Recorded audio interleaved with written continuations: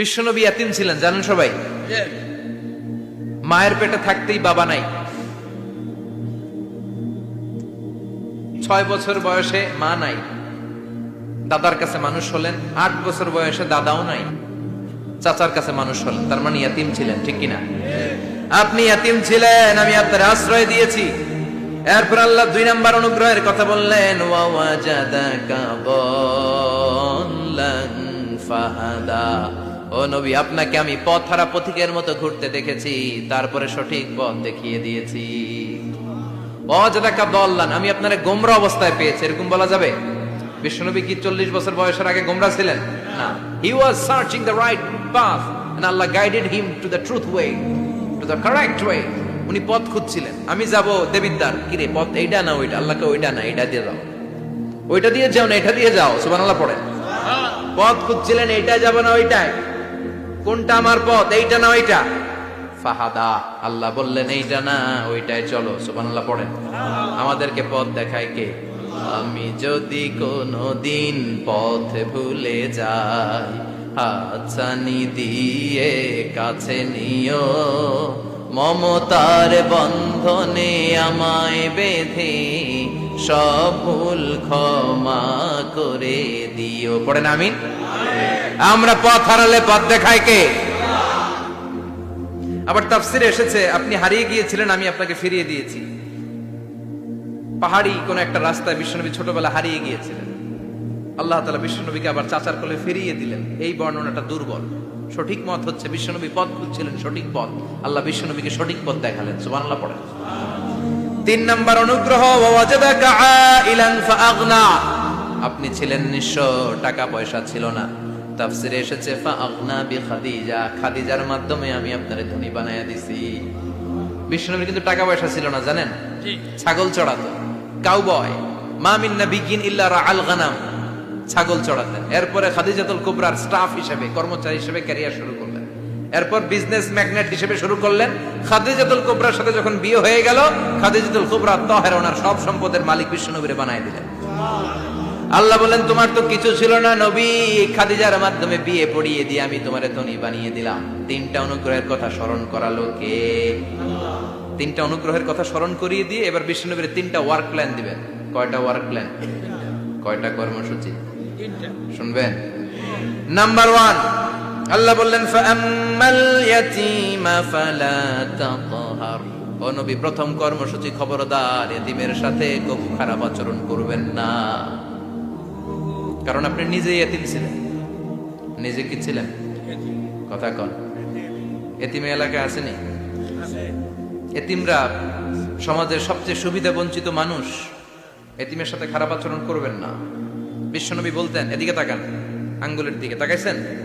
আনা ওয়া কাফিলুল ইয়াতীমি হাকাদা ফিল জান্নাহ, আমি এবং এতিমের রক্ষণাবেক্ষণকারী, লালন পালনকারী একসাথে এইভাবে জান্নাতে থাকবে। এতিমের পালনকারী আমার প্রতিবেশী হবে, আর লালন পালন করবে তো দূরের কথা, এতিমের মাল খাইয়া শেষ। আছে না নাই? ইন্নাল্লাযীনা ইয়াকুলুনা আমওয়ালাল ইয়াতামা যুলমান ইন্নামা ইয়াকুলুনা ফি বুতুনিহিম নারা ওয়া সায়াসলাউনা সাঈরা। তুই এতিমের মাল খাস, তুই এতিমের সম্পদ খাস নাই, তুই জাহান্নামের আগুন পেটে ঢুকিয়েছিস। এতিমের সম্পদকে সে রক্ষণাবেক্ষণ করে দিয়ে এতিমের একটা ব্যবস্থা করে দিবে, ওইটা না, এতিমের সম্পদ মাইরা খায়া ফেলায়। তুমি এতিমের সম্পদ খাও নাই, তুমি জাহান্নামের আগুন পেটে ঢুকিয়েছ। এতিমকে ভালোবাসবেন। এতিমরে ভালোবাসা মানে নবীরে ভালোবাসা, কারণ আমার নবী এতিম ছিল, ঠিক কি না? এতিমের মাথায় হাত বুলিয়ে দিবেন। আল মাসহু, খেয়াল করেন, আল মাসহু আলা রাসিল ইয়াতীম ইউজিলু কাসওয়াতাল কলব। এতিমের মাথায় হাত বুলিয়ে দিলে হৃদয়ের কাঠিন্যতা দূর করে দেয় কে? আল্লাহ। এক সাহাবী এসে বললেন, ইয়া রাসূলুল্লাহ, জাআ রাজুলুন ইলা রাসূলিল্লাহ ওয়া ইয়াশতাকি কাসওয়াতাল কলব। এক লোক এসে বলে, নবী, আমার হৃদয়টা বড্ড শক্ত, হৃদয় নরম হয় না, এমন কিছু আমারে শিখিয়ে দেন যাতে হৃদয়টা নরম হয়ে যায়। বিশ্বনবী বললেন, তোমারে 3টা কাজ করতে বলবো। 1, ইরহামিল ইয়াতীম, এতিমের প্রতি রহমদিল হও। 2, আমসাহ আলা রাসি, এতিমের মাথায় হাত বুলিয়ে দাও। 3, আতইম তাআমাকা মাআহু, তোমার খাবার তার সাথে শেয়ার করো। ইয়ালিনু কলবুক, তোমার হৃদয়টা নরম হয়ে যাবে। অনেকে আছে দোয়া করলে চোখ দিয়ে পানি বের হয় না, আসে না নাই? কঠিন হৃদয়, হৃদয় নরম হয় না। এতিমের মাথায় হাত বুলিয়ে দিবেন, আপনার হৃদয়টারে নরম করে দিবে কে? যাদের ঘরে শান্তি নাই, জ্বালা যন্ত্রণা, একটু এতিমখানায় যাবেন, কিছু দান সদকা করবেন। ওরা খেতে পায় না, ওদেরকে খাবার দিয়ে আসবেন, একটা গরু দিয়ে আসবেন, একটা খাসি দিয়ে আসবেন, ওরা খাবে, আপনার জন্য দোয়া করবে। আর মাথায় একটু হাত বুলিয়ে দিয়েন। বিশ্বনবীর আল্লাহ বললেন, নবী ফাআম্মাল ইয়াতীমা ফালা তাখহার, এতিমকে তুচ্ছ জ্ঞান করবেন না। আপনি নিজেও এতিম ছিলেন, ছোটবেলা বিকেলে খেলতে খেলতে সবার বাবা এসে ছেলেদেরকে নিয়ে যেত, আপনারা নেয়ার মতো কেউ ছিল না। আপনি নিজে এতিম ছিলেন, আপনি ওদের দুঃখ বুঝবেন, এজন্য খবরদার ফাআম্মাল ইয়াতীমা ফালা তাখহার। বিশ্বনবীর আল্লাহ ধমক দিয়ে বলে ফালা তাখহার, এতিমদের প্রতি কঠোর হবেন না, তুচ্ছ জ্ঞান করবেন না, এতিমের সাথে রূঢ় আচরণ করবেন। এতিমের সাথে রূঢ় আচরণ করা কবিরা গুনাহ। এদের নামে আল্লাহ কোরআনে একটা সূরা দিয়েছেন, আল মাউন।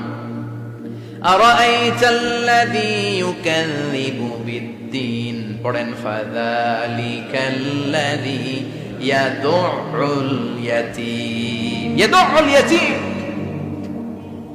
আপনি কি দেখেন নাই? ওরা দিনকে অস্বীকার করে আর ওরা এতিমকে ঘাড় ধাক্কা দিয়ে বের করে দেয়। এতিমের সাথে যারা খারাপ আচরণ করে এরা কখনো ভালো মানুষ হতে পারে না। এজন্য এতিমের সম্পদ অন্যায়ভাবে আত্মসাৎ করা যাবে। এতিমের মাথায় হাত বুলিয়ে দিলে হৃদয়টারে নরম করে দেয় কে? বিশ্বনবী এতিম ছিলেন, তাই এতিমের দরদ বিশ্বনবী ভালো বুঝেন। এজন্য বিশ্বনবীর প্রথম ওয়ার্ক প্ল্যান কর্মসূচি দিলেন, ফাআম্মাল ইয়াতীমা ফালা তাকহার। খবরদার, নবী এতিমের সাথে কখনো খারাপ আচরণ করবেন। 2 নম্বর কর্মসূচি, ওয়া আম্মাস সাইলা ফালা তানহার। ও নবী, যারা সাইল, যারা ফরিয়াদি, যারা ভিক্ষুক, কখনো তাদেরকে ধমক দিবেন না। ভিক্ষুককে ধমক দিয়েন না, ফিরিয়ে দিয়েন না। আমরা ভিক্ষুককে ধমক দেই, ফিরিয়ে দেই। গাড়ির মালিক গাড়িতে বসে আছে, রাস্তায় জ্যাম, কিছু ভিক্ষুক এসে স্যার 2টা টাকা দেয়, ধমক দেয়, আছে না নাই? ও ভাঙ্গা থালা হাতে নিয়ে দাঁড়িয়ে আপনার কাছে টাকা যায়। আপনি বড় সাহেব, ওরেও বড় সাহেব বানাইতে পারতো কে? ওই ভাঙ্গা থালাটা আপনারে হাতে দিয়ে রাস্তায় নামাইতে পারতো কে? এই কাজটা করতে আল্লাহর কয় সেকেন্ড লাগে? এজন্য ফাআম্মা সাইলা ফালা তানহার, খবরদার, ফরিয়াদি ভিক্ষুককে তাড়িয়ে দিয়েন না। যতটুকু পারেন দেন। বিশ্বনবী কখনো কোনো ফরিয়াদিকে তাড়িয়ে দিতেন না। সুবহানাল্লাহ পড়েন। যেই বিশ্বনবীর কাছে এসে কিছু চাইতো, বিশ্বনবী দিতেন। বিশ্বনবী কখনো কাউকে ফিরিয়ে দিতেন না।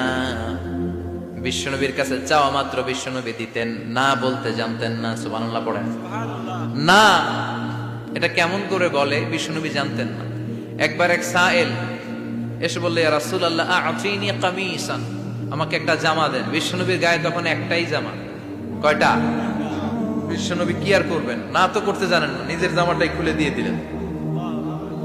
এখন বিশ্বনবীর গায়ে কয়টা জামা? কয়েকটা। কয়টা? কোনো জামা নেই। ছিল কয়টা? ওইটাই তো দিয়ে দিস।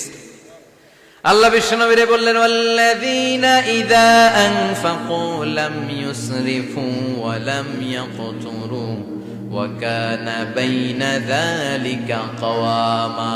মুমিনদের বৈশিষ্ট্য হবে এমন, যখন দান করবে, দান করতে যে অপচয় করবে না, কিপটামিও করবে না, মাঝামাঝি। সুবহানাল্লাহ। মানে বুঝালেন নবী, আপনার যদি 2টা জামা থাকতো না হয় একটা দিতেন। ছিল কয়টা? তো ওইটা যে দিয়েছেন আপনি গায়ে দিবেন কি? কি নবী ছিল? একটা ছিল, একটাই দিয়ে দিয়েছে। সুবহানাল্লাহ পড়ে। এজন্য যারা সাইল, ফরিয়াদিদেরকে তাড়িয়ে দেওয়া যাবে না। উপরের হাত নিচের হাতের চেয়ে উত্তম। যারা দান করে, যারা সাইল ফরিয়াদিদেরকে দেয়, ভিক্ষুকদেরকে যারা দেয়, তাদেরকে পছন্দ করে কে?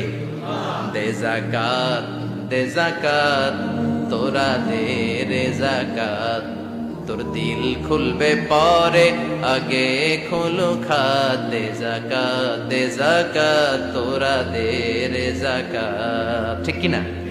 দানশীলদের পছন্দ করে কে? আল্লাহ কৃপণদেরকে পছন্দ করে না। আল্লাহ দানশীলদেরকে পছন্দ করে। ডান হাত যা দান করে, বাম হাত তা জানে না, তার মানে গোপন দান। কি দান? গোপন দান আল্লাহর কাছে প্রিয়। গোপন দান আল্লাহর ক্রোধকে প্রশমিত করে, কমিয়ে দেয়। আপনার কোনো পাপ কাজের কারণে আল্লাহ যদি আপনার উপর রেগে থাকে, আপনি গোপন কিছু সদাকা করবেন, দেখবেন আল্লাহর রাগ কমে গিয়েছে, আল্লাহ আপনার উপর খুশি হয়ে গিয়েছে। সুবহানাল্লাহ পড়েন। কিন্তু লোক দেখানো যদি 1 কোটি টাকা দেন, অমুক ভাই মসজিদের জন্য দান করেছে 5 লক্ষ টাকা, বলেন মারহাবা। ওই কয় মারহাবা।